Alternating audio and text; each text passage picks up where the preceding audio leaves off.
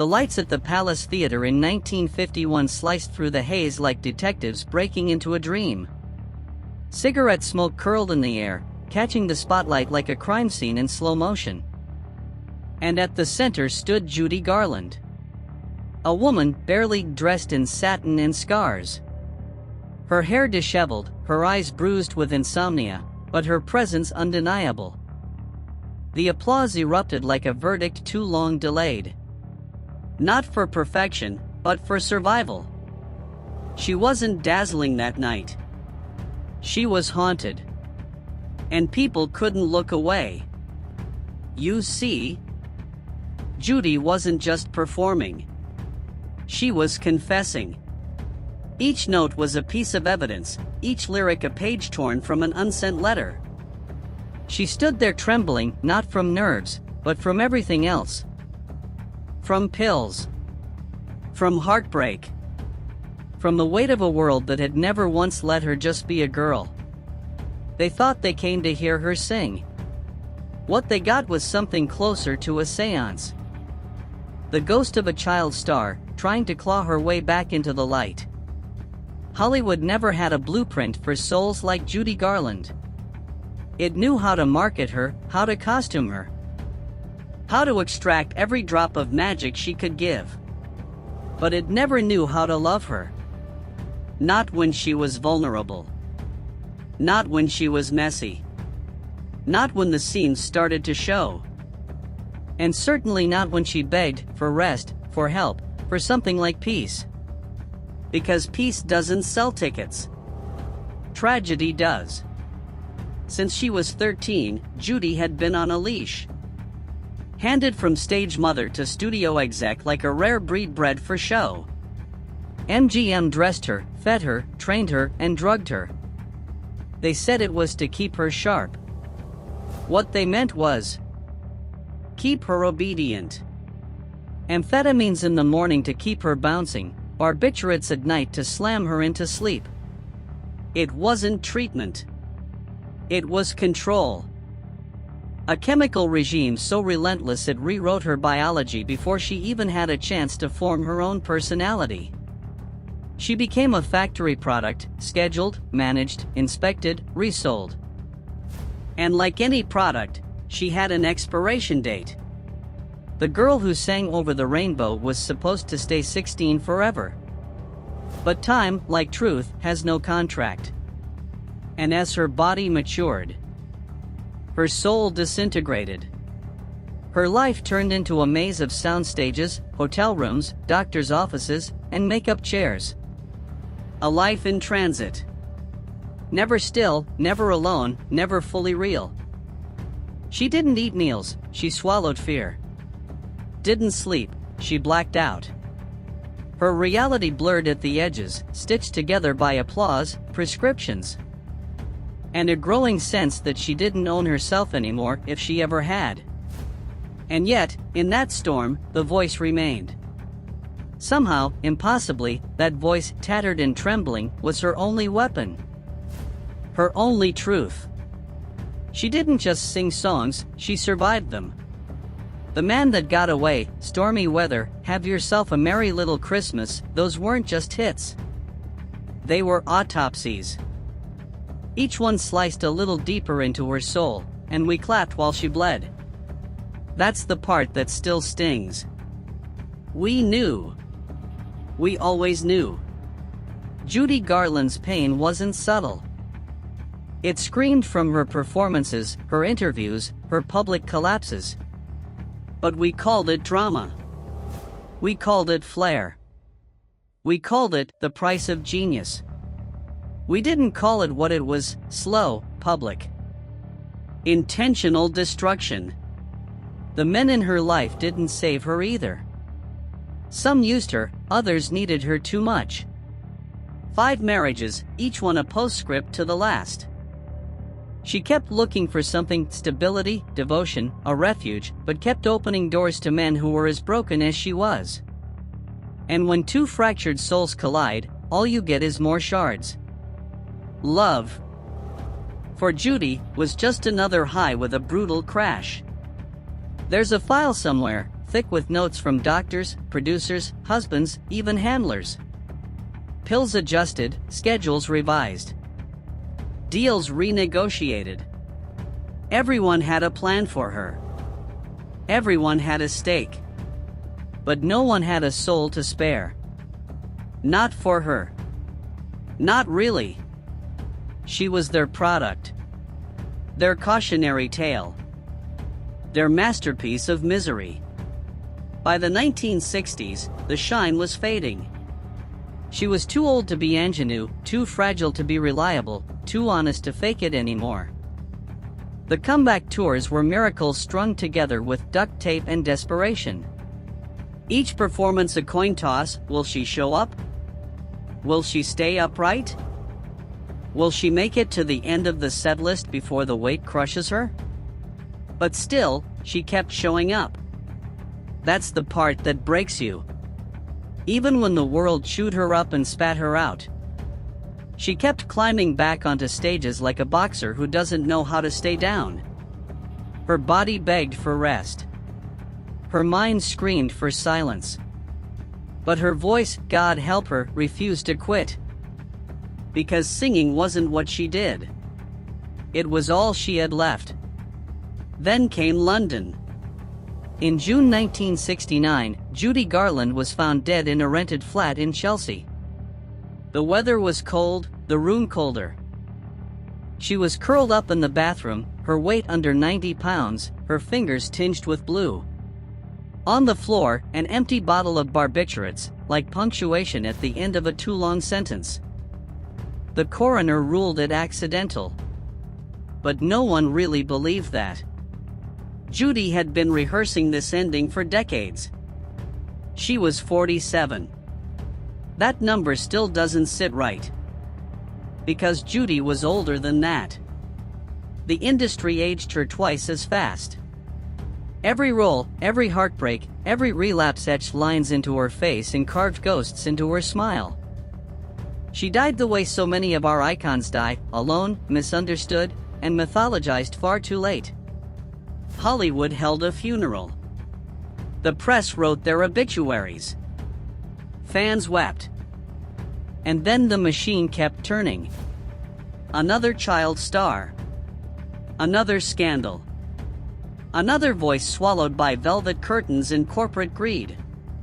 But her voice, that voice still haunts us. It cuts through time. Through tape hiss and record scratches. Through generations who never knew her but somehow feel her ache. It slips into your skin and stays there, humming like a warning. Because Judy wasn't just a singer. She was the scream you couldn't hear until it was too late. She sang like she was running out of time. Because she was. And in that urgency lies the lesson we refuse to learn. Talent isn't armor. Fame isn't love. Applause isn't healing. And a stage is not a sanctuary, it's often the most dangerous place of all. Especially for girls taught to smile through the storm, to sing through the pain, to die beautifully when the time comes. That's the crime. Not the drugs. Not the divorces. Not the failed comebacks. The real crime is that we watched it happen in slow motion and called it a show. So here's what lingers. If Judy Garland had been born in a different time, one with less cruelty, fewer pills, and more grace, would she have made it? If anyone had chosen to protect the girl behind the legend, would she still be singing today? Or was this always the ending Hollywood writes for girls like her? The velvet closes. The voice fades.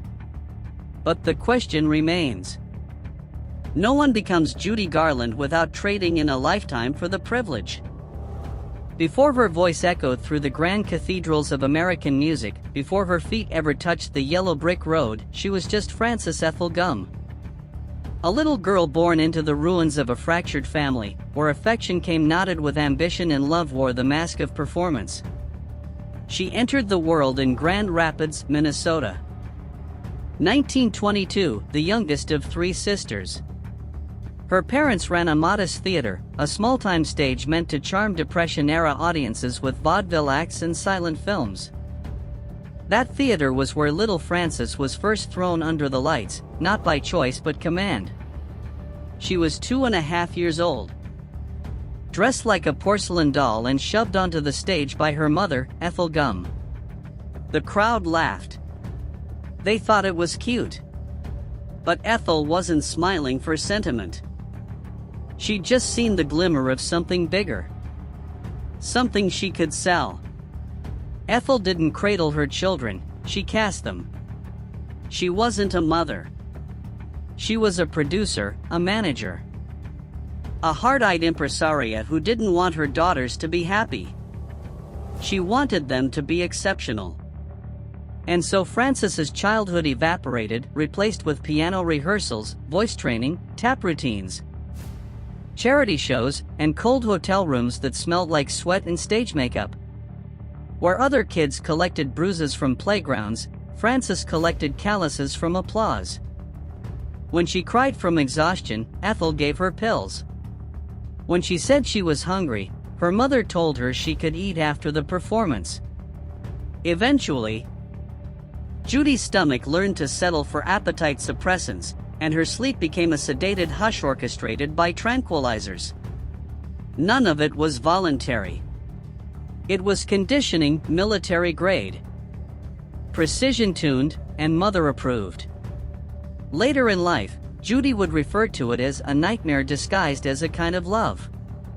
In 1926, the Gum family packed up and headed west to California, chasing the ghost of Hollywood.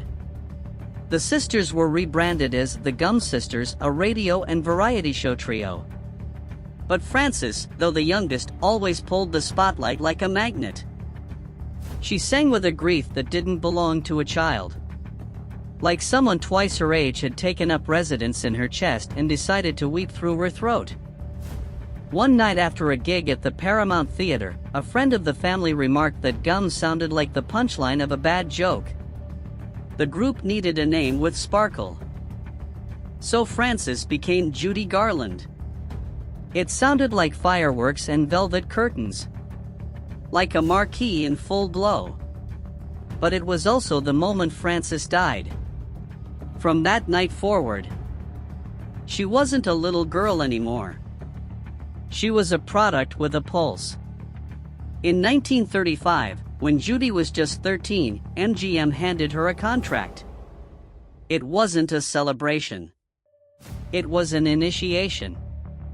Before the ink dried, studio execs were picking her apart like vultures around fresh meat. Too short. Too round. Eyes not big enough. Nose not sharp enough. And the cruelest criticism of all, her voice was too mature. Too knowing. Not marketable for the teeny bopper ingenue roles they had in mind. So they made a plan. Amphetamines in the morning to keep her thin and wide-eyed. Barbiturates at night to sedate the nerves. Judy wasn't given pills, she was issued them, with schedules tighter than any film script. It was state-sanctioned poisoning. Administered not by quacks in alleyways but by doctors in studio offices. Not for her health, but for the sake of production schedules. Between shots of Pigskin Parade, 1936, Thoroughbreds Don't Cry, 1937, and Love Finds Andy Hardy, 1938, Judy was praised on camera and dismantled off it. Her most frequent screen partner was Mickey Rooney, a pairing MGM adored for its wholesome chemistry. But there was nothing wholesome backstage. Mickey, in his memoir, described how Judy would sometimes collapse after filming, face buried in her arms. Either from physical collapse or emotional gut punches delivered by studio brass who thought she looked too tired to be pretty. Then came 1939, the big one. The game changer.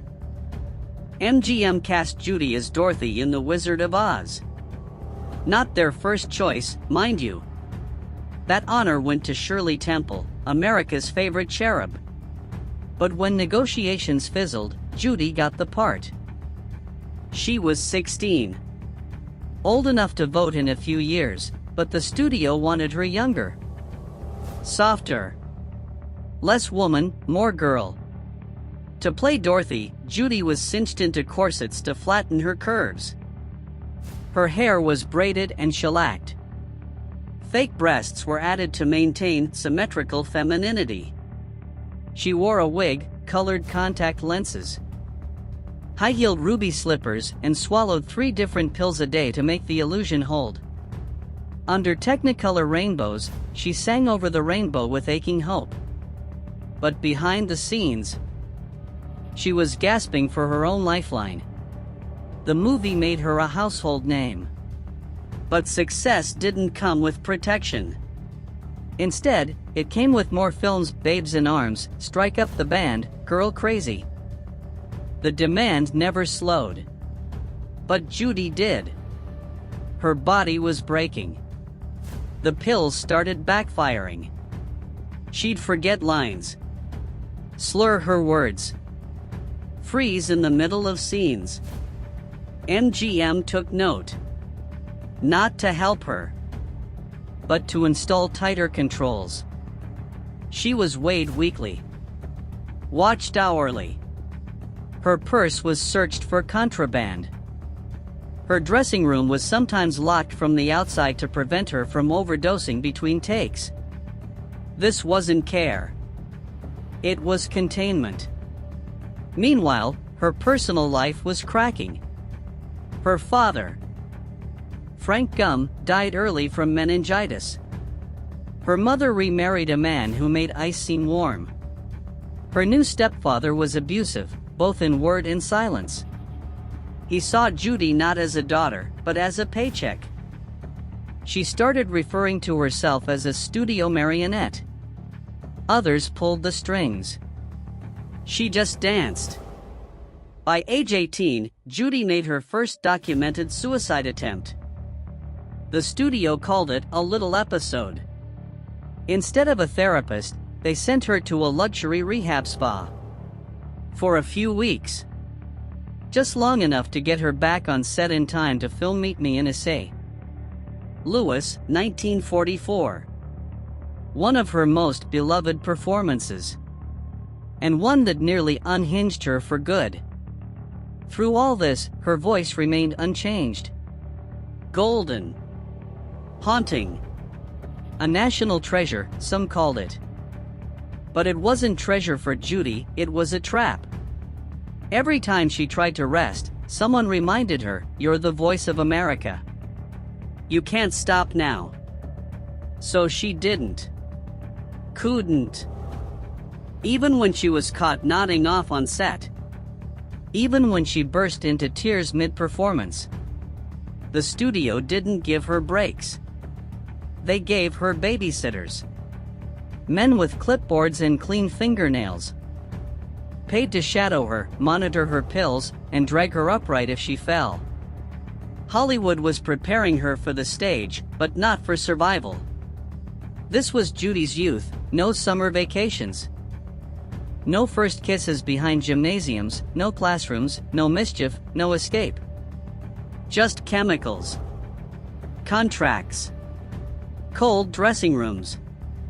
And the applause of strangers, echoing through a darkness she never asked to enter. By the time she reached adulthood, the damage had already been done. Judy Garland was famous. But Frances Gum was long gone, buried under layers of stage makeup, scripts, and sedatives. She didn't grow up. She was built. Sculpted. Assembled by a system that knew exactly how to make a star and no clue how to save a soul. And that's the part the history books skip. They call it the golden age of Hollywood. But they forget the blood it took to shine that bright. For Judy, the spotlight wasn't a dream. It was a cage. And every time she stepped into it, she left another piece of herself behind. Hollywood has never been a cradle for love. For Judy Garland, it was more akin to a dissection table where raw emotions were cut open under cold light. and dreams were carved up by hands in white gloves. She was a girl who only wanted to love and be loved, like anyone else. But fate, as usual, had other plans for Judy Garland, plans that always came with a fine print and an invisible censor: the studio office, the PR room, the ethics committee, even MGM's in-house obstetrician. In 1941, at 19, Judy met David Rose, composer, conductor, and a man 12 years her senior. Suave, successful, he looked like he belonged on a Cologne billboard. He had a wife, but he also had an agenda. Judy, raised in the ironclad grip of studio control, didn't stand a chance. He courted her with a quiet insistence that felt more like destiny than persuasion. Judy had never been cast in the mold of a Hollywood siren. The studio had always called her the ugly duckling, the plain girl with the golden voice.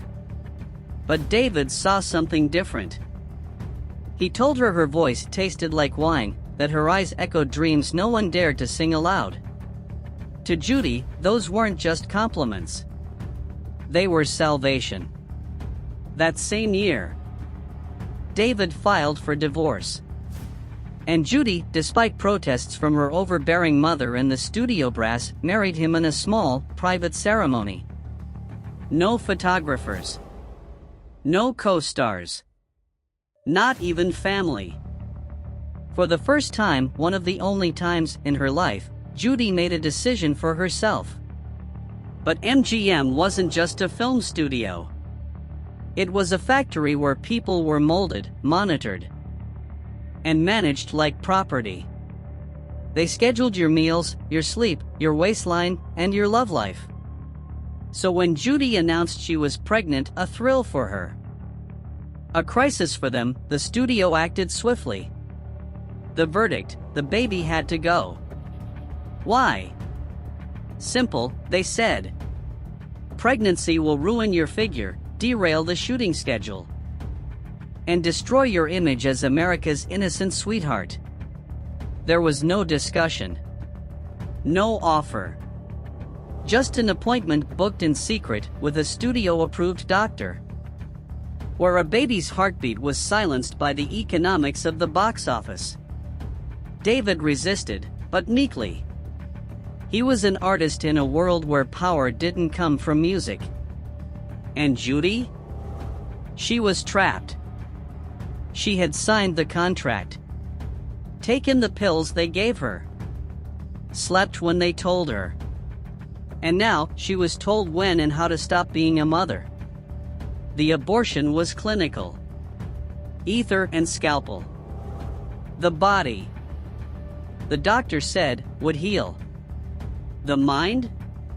It never did. Judy began to unravel. She had night terrors, phantom cries, hallucinated the smell of anesthetic in daylight. Once, in the makeup chair, she sobbed uncontrollably, screaming, "They took my baby," and called it a schedule. From that moment, something inside her died. The innocence. The trust.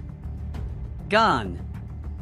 On the set of Presenting Lily Mars, 1943, she broke down in the middle of lines, wept for no reason, stared into mirrors like they owed her answers.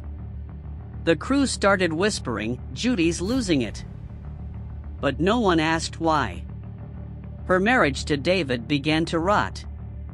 He still loved her, maybe, but didn't know how to love someone drowning in trauma.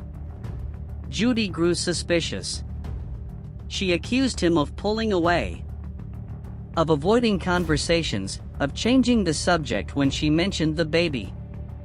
They fought in bed, in the car, even in the therapist's office.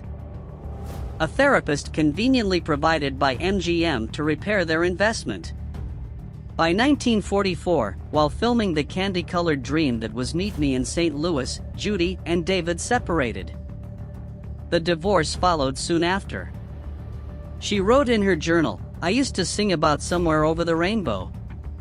But maybe I was only allowed to sing it. Never live it."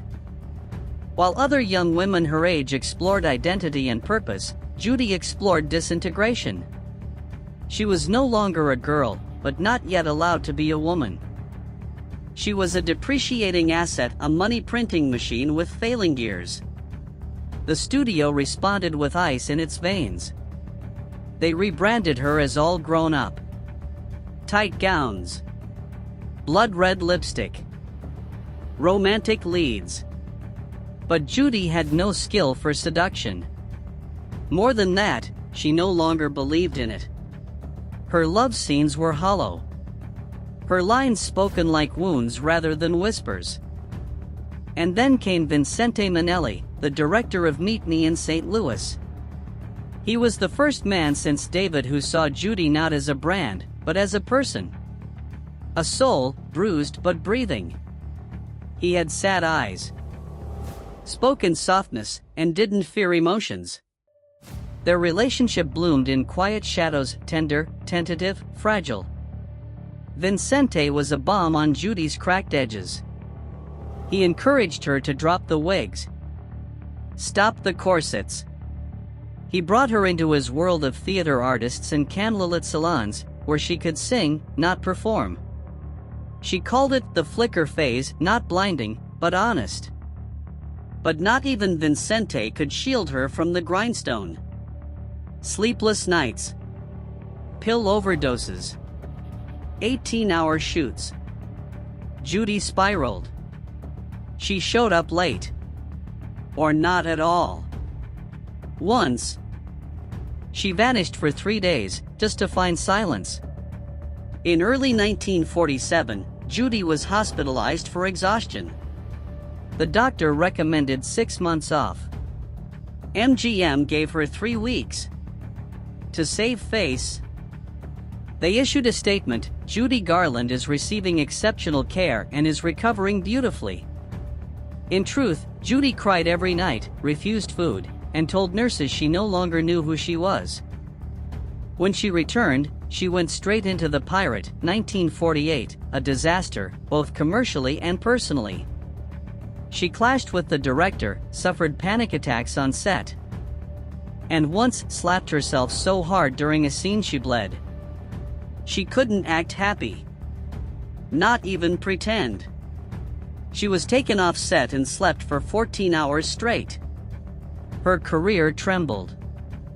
Her private life collapsed. Though she married Vincente in 1945 and gave birth to their daughter, Liza Minnelli, in 1946, the marriage corroded. Rumors swirled that Vincente was gay. Judy, gripped by jealous paranoia, broke things, interrogated him, even hired people to follow him. By 1951, they were divorced. By the age of 29, Judy Garland had endured a forced abortion, 2 failed marriages, multiple suicide attempts, and a gallery of roles she no longer believed in. The only thing that kept her standing was the applause of strangers, audiences who cheered when she sang, never knowing that the woman on stage was dying, piece by piece, behind the curtain. Judy Garland's life after MGM wasn't a rebirth, it was a descent. A long, winding plunge into something deeper than failure. More intimate than ruin. It was a slow-motion car crash scored to a sorrowful lullaby she never stopped singing. MGM, the machine that had crafted her, polished her, and branded her, was also the machine that crushed her soul until it was dust in her lungs. And when the studio finally closed the door on her, it didn't feel like freedom, it felt like exile. Like being tossed off a moving train and left in the desert. By 1950, things between Judy and MGM were unraveling fast. The studio no longer saw her as a precious gem, they saw her as a liability. A fading photograph. A lawsuit waiting to happen. Every late arrival, every fainting spell, every time she said no to a script, they recorded it. Cold. Clinical. Like autopsy notes. They pressured her into signing a new contract. One that put MGM's fingerprints on almost every inch of her private life. Her schedule. Her medicine cabinet. Even her social calendar. She protested, but the suits had one simple threat: sign, or disappear. No more screen time. No more stardom. No more Judy Garland. And so, trapped in a silk and steel cage, she signed. She put on the costume and played the part America's sweetheart while suffocating behind the scenes. In the early 1950s, Judy realized her legs could no longer hold her up. Not without help. Pills to sleep. Pills to wake. Pills to smile. Pills to survive. The pharmaceutical cocktail that MGM fed her for years had turned her into two people. The blazing star under the spotlight and the shattered woman sobbing in hotel bathtubs at 3 a.m. She started slipping. Missing shows. Slurring lines. There were rumors. Then headlines. Overdose. Drunken performances. Public breakdowns. MGM suspended her, then fired her. But the public? They couldn't let her go. Her voice still echoed in post-war America like a promise, one they needed to believe in. She wasn't just a singer. She was the ghost of a better yesterday. By 1951, after divorcing Vincente Minnelli, Judy made a defiant move. She went live. No more movie sets. No more retakes. Just her, a microphone, and the stage. She poured herself into cabaret gigs, smoky ballrooms, and the hallowed halls of the Palace in New York City. It was a rebirth, but one written in blood, sweat, and lithium. On stage, she was a storm. A gospel. Fire and fragility in a sequin dress. But backstage? She was a wreck in silk. Shaking hands. Dry throat. Cold sweats. Paramedics on standby. Her demons waited in the wings. Every note was a negotiation. Every standing ovation. A ceasefire. Still, she climbed. She clawed her way back to relevance. The world watched, stunned. As she returned with Judy at Carnegie Hall in 1961, a live album so electric it practically bled from the speakers. Critics called it a resurrection. Fans called it a miracle. But Judy? She knew better. Miracles don't come free. The album's success came at a price. Always a price. Long nights. No sleep. More pills. Stronger ones. Her body was unraveling even as her voice soared. She was locked in a loop: sing, collapse, recover, repeat. Every show was a war with her own biology. Offstage, her life crumbled in equal measure. 5 marriages, some tender, most brutal. Children she loved fiercely but could never fully protect from the orbit of her chaos. Loneliness became her shadow, and despair her confidant. No matter how loud the applause. When the curtain dropped, she walked home in silence. Things got darker. Licensing boards in several states stripped her right to perform after incidents involving drug use and erratic behavior. More than once, she was found unconscious backstage or too disoriented to walk on. Promoters canceled shows. The public began to whisper, "Is this the end?" Judy kept ending up in hospitals, overdoses, heart troubles, fatigue. But no matter how close she came to the edge, she always clawed back. A lesser spirit would have quit. But Judy wasn't lesser. She wasn't done. She'd step out onto stage again and again, bloodied but unbowed, singing like her life depended on it, because it did. By the 1960s, the silver screen siren was gone. In her place stood a living myth. A woman carved from tragedy and defiance. Critics didn't just praise her voice, they praised her pain, her rawness, the ache that made every lyric feel like it was written in real time. Her schedule became a blur. Night after night. London, Vegas, Paris. Each performance a gamble. Would she show up? Would she make it through? No one knew. Least of all Judy. She'd stay up for days rehearsing, then knock herself out with sleeping pills. Her health teetered on a blade's edge. But the fire? It still flickered. She became a cautionary tale. A walking parable about the price of fame. The bright lights she once chased had become interrogation lamps. She paid the toll with her health, her peace, and sometimes her grip on reality.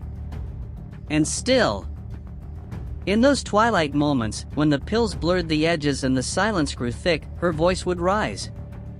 Not out of hope, but out of sheer, unkillable will. Then came 1969. London. A final show. A whisper of glory. Days later, they found her dead, an accidental overdose, they said. Just 47. The world reeled. No one wanted to believe it. But the truth was, Judy Garland had been dying for years. A slow unraveling. A private funeral conducted in the public eye. People called it a tragedy. Some called it inevitable. But those who really knew? They said Judy never truly rested. Because her story wasn't one with a neat ending. It was a ballad cut short. A last verse left unsung. A light that burned too hot, too long. And maybe, just maybe, she knew that. Maybe she knew her legacy would be more than movies, or albums, or sold-out shows. Maybe she knew her greatest role wasn't Dorothy, or Esther, or Lily, it was Judy Garland. The woman who refused to vanish quietly. Judy Garland's life was no simple story. From the innocent girl playing Dorothy in The Wizard of Oz to the tragic icon of Hollywood's golden age. Her journey was a turbulent ride through a landscape of raw emotion, hard-earned lessons, and haunting questions that never quite found answers. Her tale is not just the fated saga of a fallen star, it's a vivid tragedy about loneliness, relentless struggle, and the steep price paid for fame.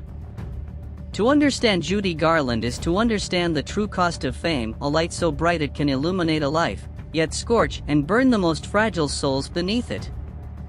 That's the first and most brutal lesson her life leaves behind. Beneath the stage lights, beneath the glittering glamour, there is always a person. A person with ordinary dreams. With pain that runs deep, and with hopes as fragile as glass. The entertainment machine and the cruelty of power.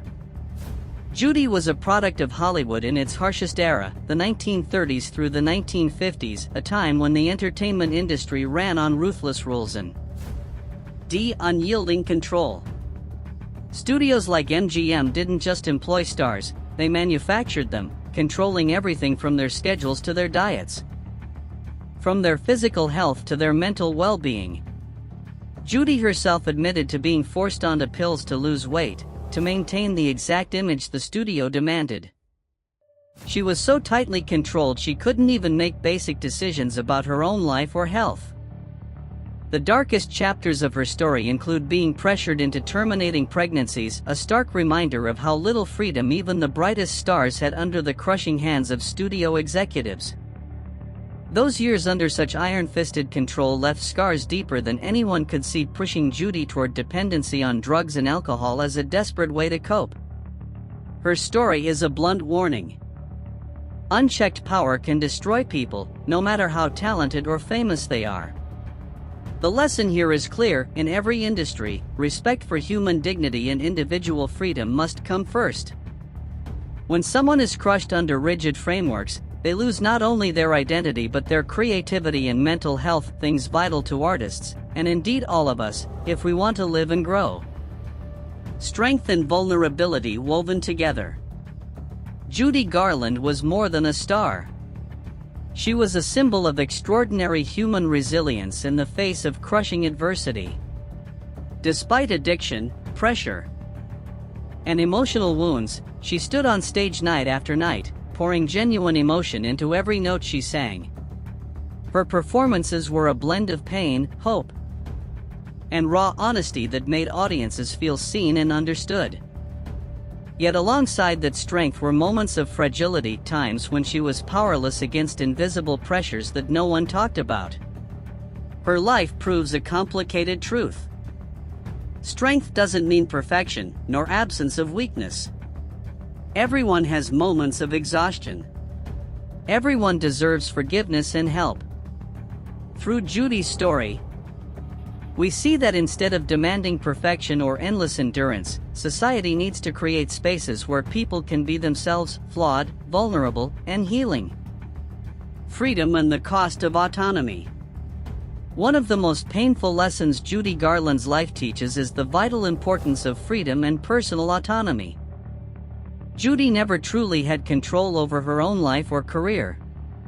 Every move, from what she ate, to the pills she took, to the relationships she pursued, was monitored and dictated by others, studios, managers, even the public. She traded autonomy for fame and success, but the price was staggering: deteriorating health, broken spirit, and eventually, a lonely, painful death. Her story forces us to ask, is it ever worth sacrificing freedom and self-ownership for fame or achievement? And are we, as a society, creating pressures that rob people of these basic human rights? The loneliness behind the spotlight. There's a cruel paradox in Judy Garland's life. She was adored by millions worldwide, yet she was one of the loneliest people alive. That loneliness didn't stem from a lack of companionship but from a lack of understanding and empathy. Despite multiple marriages and loved ones around her, Judy felt isolated, haunted by psychological wounds, job pressures, and relentless expectations. She was like a bird trapped in a golden cage, protected, admired, yet unable to truly fly free. This raises a haunting question about the difference between being loved and being truly known. Is love genuine when it only sees the symbol or icon, rather than the fragile human inside? Resurrection and the power of art. Despite everything, Judy Garland found ways to rise again, step by step, back into the light. Her performances in clubs and concerts proved the healing power of art, a bridge that connects broken souls and tells stories beyond words. Her music wasn't just singing, it was a narrative of pain, love, and hope, universal experiences that bind us all. She showed that art can transform private suffering into a shared human experience and can be a force strong enough to push back the darkness. This is a powerful lesson about sincerity, about art, and about human connection, one that feels more urgent now than ever in our fractured world. More than a story, a call to reflect. Judy Garland's life is not just a story to be told. It's a call to think deeply about human value and the nature of fame. Can we see the real person behind the dazzling star? Or do we only watch the act on stage? Is fame the ultimate goal? Or just one part of a larger journey that demands we care about mental health and humanity? When faced with stories like Judy's, can the entertainment industry and society change to protect true talent and support sustainable growth? And finally, in your own life, do you dare to face the darkness to find your own light, or will you settle for illusions that keep the glitter but hide the truth?